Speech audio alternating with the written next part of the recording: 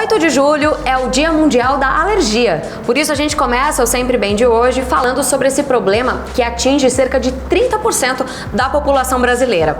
E eu tô aqui com a Paula Albuquerque, que é alergologista. Bom dia, Paula. Bom dia, Bruna. Vamos começar então explicando o que é alergia? A alergia é uma doença do sistema imunológico, onde ele reconhece partículas do ambiente que são inofensivas como invasores. É como se ele tratasse um alimento, por exemplo, como um vírus, no sentido de gerar uma resposta de defesa, uma resposta de inflamação. Então vamos ver aqui quais são os principais alérgenos que a gente pode chamar de gatilho para as alergias, né? Isso. Nós temos dentro das alergias respiratórias, a rinite e a asma, que geralmente são estimuladas, gatilhadas pelos pelos, principalmente pelos ácaros, fungos e pólens.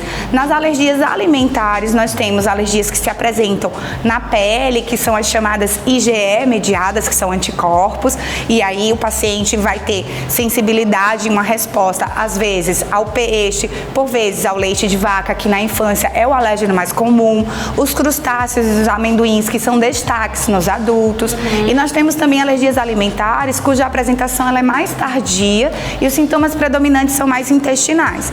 E temos também as alergias aos medicamentos, onde o grande destaque são os antibióticos para as crianças, anti-inflamatórios para os adultos, e nunca podemos esquecer do látex, que é um agente extremamente importante, principalmente nos procedimentos cirúrgicos. Sim. Fala um pouquinho dos principais sintomas das alergias respiratórias, Paula. No caso da rinite, os sintomas principais acometem o nariz, então seriam os espirros, a coriza, o prurido, que é a coceira, tanto do nariz, às vezes uma coceira também no olho.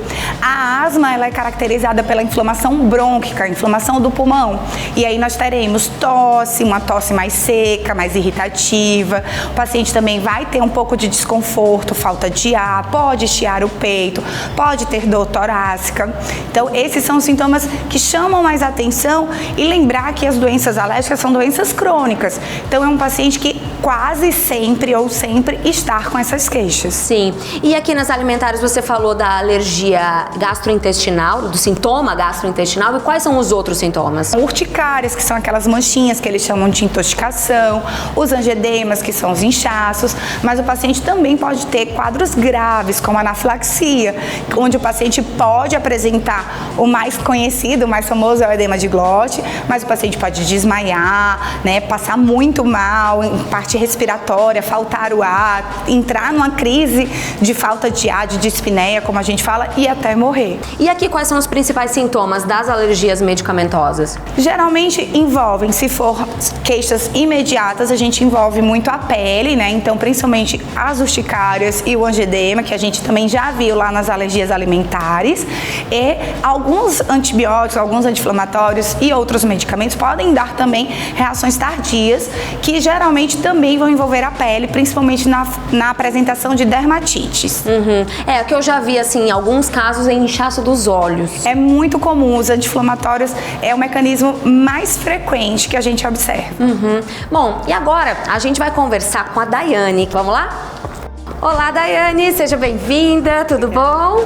Bom, conta pra gente, você tem rinite, depois a gente vai falar das outras, mas vamos começar com a rinite. Quando que você sentiu que você desenvolveu? Desde sempre. Já nasci praticamente com ela. E dependendo do clima também, ela agrava mais. Tá, e você tem os gatilhos, e como é que você mantém ela aí sob controle? Lavagem, né, com soro, né, quando tá muito atacada, um antistamínico, né, e sempre tá mantendo a limpeza também nasal, né, pra poder tá sempre assim, não tá sempre com o nariz entupido, escorrendo, né, essa coisa toda. Então, é normal, como no caso dela, nascer com rinite, ou é mais normal desenvolver ao longo da vida? É mais comum? É comum os pacientes com rinite desenvolverem na infância, não necessariamente nos primeiros anos de vida. A rinite é uma doença que o componente genético já é conhecido, então geralmente alguém com rinite tem familiares portadores de rinite também, e nos primeiros anos de vida a gente já começa a observar a influência ambiental nesse paciente. Bom, e além da rinite, você também tem alergia a crustáceos. Como é que foi? Como que você descobriu, Daiane? Quando eu tava grávida, eu tive desejo de comer crustáceo. Aí, quando eu experimentei, eu já comecei a sentir a garganta fechando. Mas você nunca tinha comido antes da gravidez? Ah, você não gostava. A minha mãe já dizia que eu tinha alergia. Por quê? Porque eu acho que eu devo ter tido algum episódio quando criança, né? E aí você estava grávida e teve o desejo de comer camarão. O desejo de comer camarão. Aí eu senti a garganta formigando e fechou. Aí fechou assim, eu senti muita dificuldade para respirar, né, aquela dor, e aí eu fui na farmácia mais próxima, né, e eles passaram um anti-histamínico para mim tomar. E aí depois disso você nunca mais comeu? Não, toda vez que eu tento, só o cheiro já me deixa mal já. Isso é comum? Isso é comum. Na verdade, as alergias aos crustáceos, elas são as alergias mais, dentre os grupos, uma das mais graves, e ocorre principalmente entre os adultos. É muito como essa história de pouca exposição, né? Então, às vezes o paciente fala, quando eu como muito, eu tenho a maior chance. Tem uma maior chance porque está se expondo mais, mas se você for comparar alguém que passou uma vida sem comer, a chance é muito maior dela do que a minha, que, por exemplo, adoro e como com frequência. Então, a gente tem muito essa questão cultural de, às vezes, não ofertar nos primeiros anos, e hoje já se sabe que, pelo contrário, quanto mais diversificada a sua alimentação nos primeiros anos de vida, incluindo os crustáceos, o camarão, o caranguejo, maior a chance de, ao longo de uma vida, você tolerar. Mas sim, você pode desenvolver alergias alimentares ao longo da vida. E fora essa alergia alimentar, você também desenvolveu uma espécie de dermatite, foi isso? No rosto? Dermatite perioral, que é em volta do nariz e boca. Sim. Então, dependendo o protetor solar, fica muito vermelho, muito sensível à pele. Não é qualquer sabonete que a gente lava, não é qualquer maquiagem, né? Não é qualquer creme que a gente pode passar, caso contrário, ele fica muito mais forte. Aí tem a pomadinha que a gente passa, né, à noite, né? Em vez de passar um creme, a gente passa a pomada.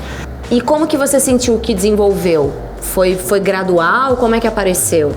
Começou a aparecer, no começo aparecia só uma vermelhidão em volta do nariz. Aí depois foi espalhando queixo, aqui nessa região do buço, né? E era sempre somente nessa região. E eu percebi que quando eu usava máscara ou quando suava bastante, né? É quando ele fica mais evidente, as manchas ou a vermelhidão.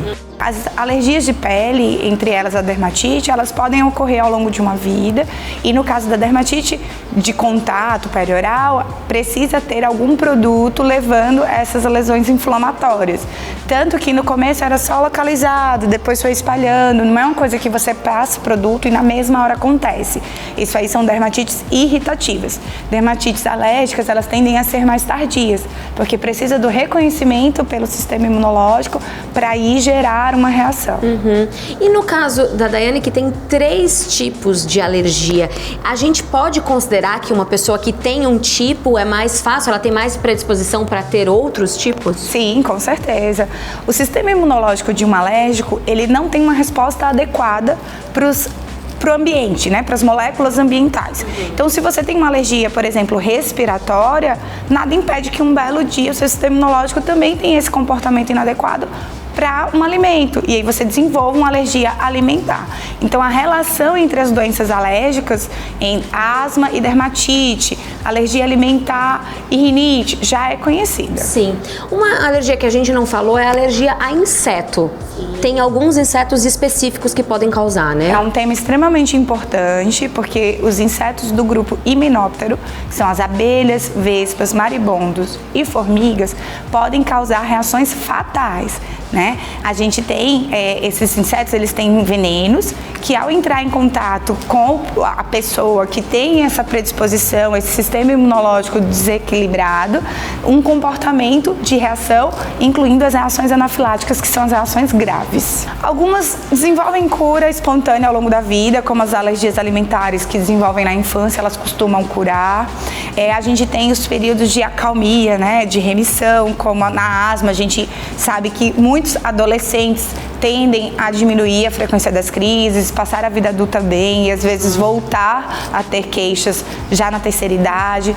Então, de uma maneira geral, algumas alergias podem ter essa evolução boa, mas elas majoritariamente são crônicas, então acompanham o paciente ao longo de uma vida, mas tem tratamento, inclusive hoje tem tratamentos que mudam o curso da doença, como na rinite a gente tem a imunoterapia, que são as vacinas de alergia, onde a gente estimula essa imunidade a voltar ao equilíbrio e ela consegue assim fazer com que o paciente tenha uma qualidade de vida como se ele não tivesse alergia, mesmo sem medicações, mas é um tratamento que precisa da indicação do alergologista, assim como os medicamentos que nos ajudam também a cuidar do paciente como ela.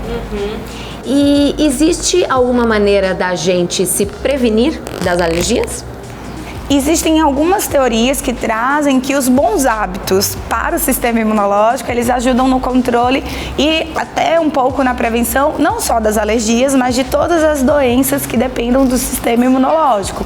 Então, durante a gestação, não fazer dietas de exclusão, já ficou comprovado com a alimentação diversificada da gestante, protetora, o aleitamento materno exclusivo, que já é assim extremamente conhecido, muito falado, e na verdade o aleitamento materno pelo máximo de tempo que a mulher puder ofertar, para o seu bebê, o parto normal, o parto vaginal, porque naquela passagem o bebê vai ter o contato com a microbiota da mãe e ele já vai começar a ser estimulado a desenvolver tolerância, o contato com animais desde muito cedo, com a natureza, bons hábitos alimentares, prática de atividade física. Então, bons hábitos de uma maneira geral estimulam a imunidade a ter esse comportamento adequado. Sim. E como que a gente faz para diagnosticar que a gente é alérgico? O primeiro ponto tenho queixas, eu procuro o médico alergologista e ele vai indicar a investigação mais adequada. Existem doenças alérgicas que o diagnóstico é puramente clínico, existem doenças como a asma que eu necessito às vezes de uma espirometria para me mostrar que há uma inflamação pulmonar, ou até mesmo um quadro de suspeita de alergia alimentar, que a gente se utiliza do teste cutâneo de leitura imediata, que é o prick test, ou das IgEs específicas, que é a dosagem dos anticorpos no sangue. Então, dependendo da queixa do paciente e do raciocínio clínico, há ou não exames que possam contribuir com aquele diagnóstico. Mas o diagnóstico de alergia, ele é genuinamente clínico. O paciente precisa ter queixas para iniciar a investigação. Sim. E você tá com essas alergias controladas, Daiane, como é que tá a sua qualidade de vida hoje? Muita coisa a gente tem que deixar de comer, assim, porque tem coisas que eu percebi que agravam um pouco mais, Mas, em termos, assim, de quando a gente tá com essas alergias controladas, então a gente consegue passar um pouquinho de maquiagem, a alimentação também, desde que a gente evite os crustáceos, também tá ótimo. E também o ambiente, sempre tá limpo, evitar levantar poeira, os ácaros, essas coisas, pelo, são tudo que faz piorar a rinite da gente. Bom, é isso. Muito obrigada, viu, gente? E olha, gente, falando em testes, olha só essa dica. Os consultórios farmacêuticos Clinic Pharma da Pague Menos realizam testes para alguns tipos de alergia. É um diagnóstico rápido e simples e toda a família pode fazer, lembrando sempre de ter indicação médica.